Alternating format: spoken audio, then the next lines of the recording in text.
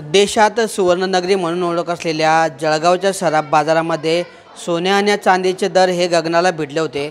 मात्र गेल्या 3 दिवसांचा जर विचार केला तर सोने आणि चांदीच्या दरामध्ये मोठी घसरण झाल्यामुळे जळगावच्या सराफ बाजारामध्ये ग्राहकांनी सुवर्णनगरी ही गजबजल्याचं पाहायला मिळतं आहे।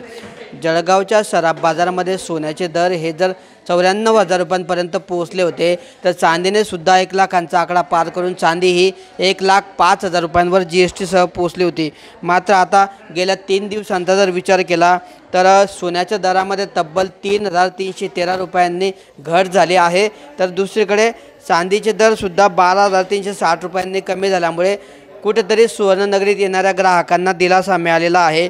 आजचा जर दर विचार केला तर सोन्याचे दर हे आज GST सह 91,670 रुपये आहेत, तर चांदीचे जे दर आहेत ते 92,700 रुपये आहेत।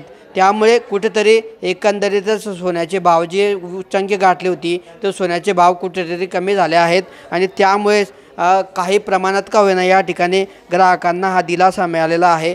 आपण जर बघितलं तर या ठिकाणी आपण आता जळगावच्या सराफ बाजारात आहोत आणि या ठिकाणी आपण जर बघितलं तर गेल्या काही दिवसांपासून शुकशुकाट असलेल्या या सराफ बाजारांच्या दुकानांमध्ये आज कुठेतरी ग्राहकांनी ही सुवर्णनगरी गजबजलेली आहेत, दुकानं गजबजलेली आहेत। आता लग्नसराईचे दिवस आहेत आणि लग्नसराईच्या दिवसांमध्ये सोन्याच्या दरामध्ये प्रचंड वाढ झाली होती, चांदीचे दरसुद्धा वधारले होते। मात्र आता गेल्या 3 दिवसांचा जर विचार केला तर सोने आणि चांदीच्या दरात मोठी घसरण झाल्यामुळे सोन्याचे दर हे 92,000 रुपयांवर पोहोचले आहे, तर चांदीचे दरसुद्धा 92,000 रुपयांवर पोहोचलेले आहे।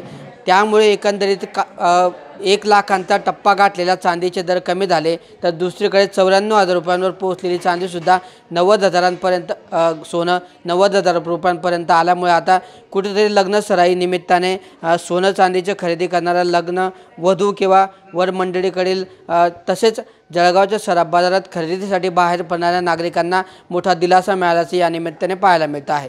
किशोर पाटील, TV9 मराठी, जळगाव।